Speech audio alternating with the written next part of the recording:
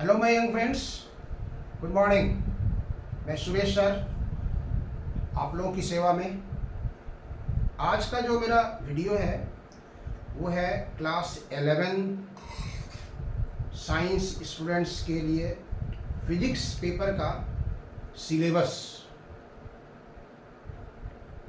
Class 10th का result आ गया है, सभी बच्चे 11th में जाएंगे। साइंस के जो स्टूडेंट्स होंगे उनको फिजिक्स में 11th क्लास में क्या क्या पढ़ना होगा वो हम आज आपको बताएंगे। ये सिलेबस जो है वो आपको, चाहे वो जैक बोर्ड हो, चाहे बिहार बोर्ड हो, चाहे सीबीएसई बोर्ड हो, सबका सिलेबस लगभग एक पैटर्न जैसा ही रहता है। थोड़ा बहुत इधर उधर चेंज होता है लेकिन 90% सेम रहता है। क्वेश्चन पैटर्न जो पूछने का होता है वो अलग अलग होता है, उसकी भी हम चर्चा करेंगे। तो वो जो सिलेबस है वो हमने यहाँ पर लिखा है, देखते हैं। Syllabus of physics for class 11th, चाहे वो जैक बोर्ड हो, चाहे बिहार बोर्ड हो, चाहे सीबीएसई बोर्ड हो। ये सिलेबस 15 पार्ट्स में बांटा हुआ है, 15 भागों में बांट दिया गया है टॉपिक्स वाइज के हिसाब से। पहला है, देखिए यहाँ पे, पहला है फिजिकल वर्ल्ड, इसको हम लोग भौतिक संसार कहते हैं, इसके बारे में कुछ पढ़ना है। नेक्स्ट है यूनिट एंड मेजरमेंट, इसको हम लोग कहते हैं मात्रक और बीमा, मात्रक और मापन। यूनिट एंड मेजरमेंट, मात्रक और मापन। तीसरा है मोशन इन स्ट्रेट लाइन, सरल रेखा में गति। कोई बॉडी अगर सिर्फ स्ट्रेट लाइन में जा रहा है तो उसके बारे में फिजिक्स का एक अलग पार्ट है, जिसके बारे में आपको ये पढ़ना है। नेक्स्ट है मोशन इन प्लेन, इसको हम लोग कहते हैं समतल में गति। समतल मतलब प्लेन समझ रहे हैं, इसमें 2 डायमेंशन है, एक्स वाई, जिस सरफेस पर आप चल रहे हैं, कमरे में टहल रहे हैं, मतलब you are in motion in a plane. अगर स्ट्रेट लाइन में जा रहे थे तो वो उसका था आपका सरल रेखा में गति। नेक्स्ट है लॉज इन मोशन, या आप कह सकते हैं laws of motion, laws of motion, गति के नियम। इसमें आप पढ़ेंगे basically Newton's law of motion, first law, second law, third law जो है वो आप पढ़ेंगे इसमें, लॉज ऑफ मोशन में, गति के नियम में। नेक्स्ट है वर्क, एनर्जी एंड पावर, कार्य, ऊर्जा और शक्ति। वर्क, एनर्जी एंड पावर, कार्य, ऊर्जा और शक्ति, इस सब के बारे में थोड़ी थोड़ी आइडिया आप क्लास 9th में भी लेके आए होंगे, 9th-10th में, तो उसको थोड़ा सा आपको यहाँ पे इलाज में बताया जाएगा। जिस तरह से मैच्योरिटी आपकी बढ़ती जाएगी, मतलब नॉलेज का जो एरिया है वो ग्रास्पिंग क्षेत्र जो है वो बढ़ता जाएगा और आप उसको एक्सेप्ट करते जाएंगे। नेक्स्ट है system of particles and rotational motion, इसको हिंदी में कहते हैं हम लोग कणों का निकाय और घूर्णन गति। यहाँ तो आप देख रहे थे स्ट्रेट लाइन में मोशन, फिर देखें आप मोशन इन प्लेन, उसके बाद देखें आप यहाँ देखेंगे रोटेशनल मोशन, जब कोई वस्तु घूमती है उसको हम लोग घूर्णन गति कहते हैं। तो उससे रिलेटेड क्या क्या हो सकता है उसके बारे में पढ़ने के लिए फिजिक्स का एक अलग ब्रांच है, उसमें हम लोग इसके बारे में पढ़ेंगे। नेक्स्ट है नंबर 8 में देखे हैं ग्रेविटेशन, ग्रेविटेशन जिसको हम लोग कह रहे हैं गुरुत्वाकर्षण। ग्रेविटेशन, गुरुत्वाकर्षण, ये इसके बाद हम लोग इसके बारे में पढ़ेंगे। इसमें बहुत तरह के बारे में पढ़ा जाएगा आपको, न्यूटन्स लॉ ऑफ ग्रेविटेशन, यहाँ पर आप जानेंगे कैपिटल जी और स्मॉल जी में क्या डिफरेंस है, स्मॉल जी कैसे वैरी करता है, वो सारी कहानी आप देखेंगे। इसके वेलोसिटी क्या होता है, सैटेलाइट कैसे मोशन में है, क्या क्या है, वो सब आप इसमें पढ़ेंगे। क्वेश्चन नंबर 9, नेक्स्ट जो नंबर 9 है उसमें है मैकेनिकल प्रॉपर्टी ऑफ सॉलिड्स, ठोस के यांत्रिक गुण। इसमें आप पढ़ेंगे बेसिकली इलास्टिसिटी के बारे में, इसको हम लोग प्रत्यास्थता हिंदी में कहेंगे, उसके बारे में आप यहाँ पर पढ़ेंगे। इलास्टिक प्रॉपर्टीज किसको कहेंगे, इनइलास्टिक किसको कहेंगे, ब्राइटल प्रॉपर्टी किसको कहेंगे, इसमें surface stress, strain, poisonous ratio, ये सब आप पढ़ेंगे इसको।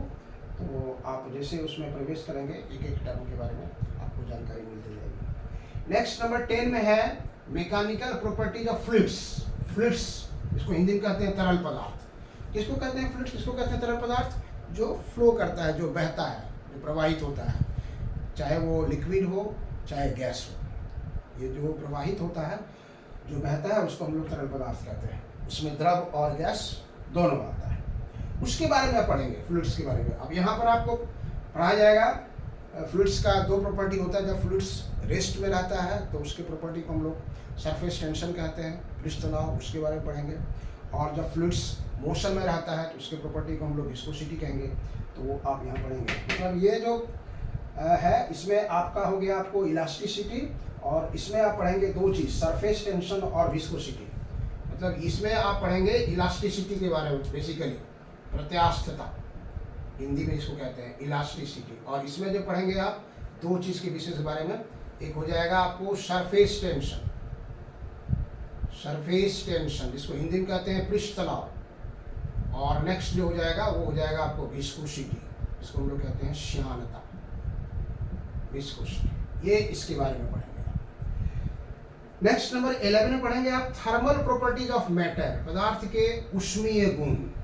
उसमें आप पढ़ेंगे हीट, व्हाट इज हीट, उष्मा क्या होता है, व्हाट इज टेम्परेचर, तापमान क्या होता है, कैसे किसी बॉडी में हीट का प्रोडक्शन होता है, कैसे फ्लो करता है, हाई टेम्परेचर, लो टेम्परेचर, ये सारा चीज़ उसमें पढ़ेंगे आपको। थर्मल इक्विलिब्रियम कैसे होता है, कौन सा थर्मोमीटर हम कहाँ यूज़ करते हैं, लिक्विड क्यों भरा जाता है, मरकरी क्यों भरा जाता है, ये सब सारा चीज़ पढ़ेंगे आप थर्मल प्रॉपर्टीज ऑफ मैटर में।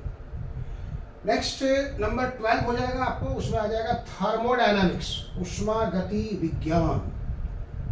ये बहुत इंपॉर्टेंट है, उष्मा गति विज्ञान। उसमें बहुत तरह के प्रोसेस को पढ़ाया जाएगा, adiabatic process, isothermal process, isobaric process, isochoric process, फिर मतलब समतापी प्रक्रिया, समदाबी प्रक्रिया, रुद्धोष्म प्रक्रिया, समायतनी प्रक्रिया, उस सबके बीच first law of thermodynamics, second law of thermodynamics क्या होता है, हीट इंजन क्या होता है, रेफ्रिजरेटर कैसे वर्क करता है, ये सारा चीज़ पढ़ेंगे आप थर्मोडायनामिक्स में। उसके बाद क्वेश्चन नेक्स्ट जो है 13 है, उसमें पढ़ेंगे आप kinetic theory of gases, gas का गतिज सिद्धांत।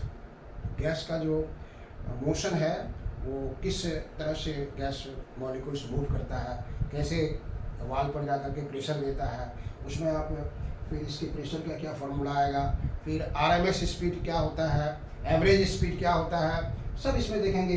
इसमें आप देखेंगे Boyle's law, Charles law, gases का जो नियम है उसके बारे में भी आपको इसमें जानकारी मिलेगी। नेक्स्ट है आपको ऑसिलेशंस, ऑसिलेशंस दोलन, दोलन है, सिंपल पेंडुलम है, कंपाउंड पेंडुलम, इस सब के बारे में जाना आएगा।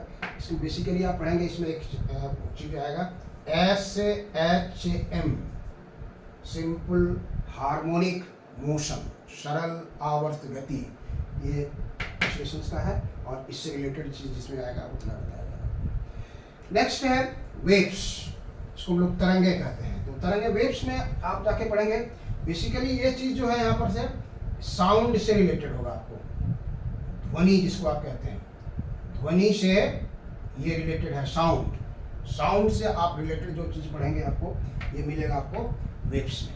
तो मेरे कहने का मतलब ये देखिए, फिजिक्स को हम यहाँ पर बेसिकली 3 भाग में बांटेंगे। बेसिकली जो बांटेंगे हम लोग 3 भाग में।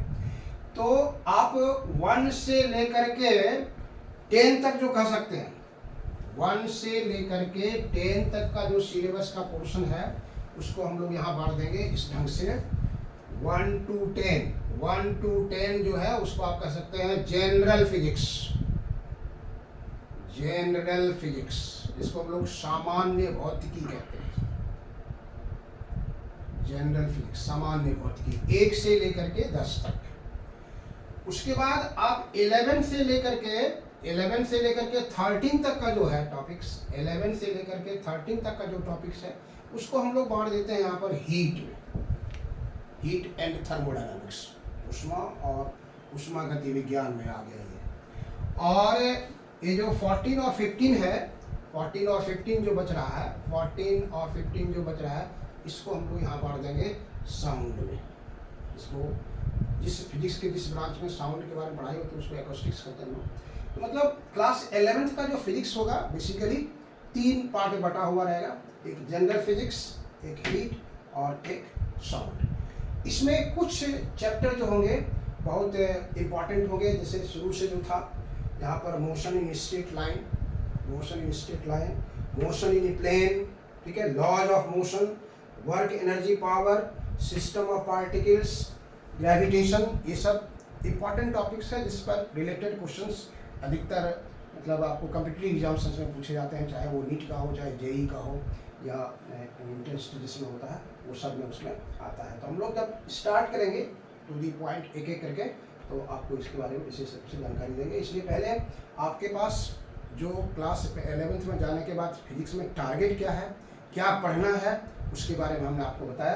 कैसा लगा आपको वीडियो? अगर अच्छा लगे तो इसको शेयर कर देंगे, सब्सक्राइब कर देंगे, लाइक कर देंगे, ताकि दूसरे आपके दोस्तों को भी सिलेबस की कंप्लीट जानकारी हो जाए। फिर नेक्स्ट वीडियो में हम लोग शुरू करेंगे यूनिट वाइज, पहला वीडियो लेकर के, इसके बाद जो मेरा आएगा उसमें फिजिकल वर्ल्ड को लेकर के आएगा। ठीक है, चलिए, थैंक यू।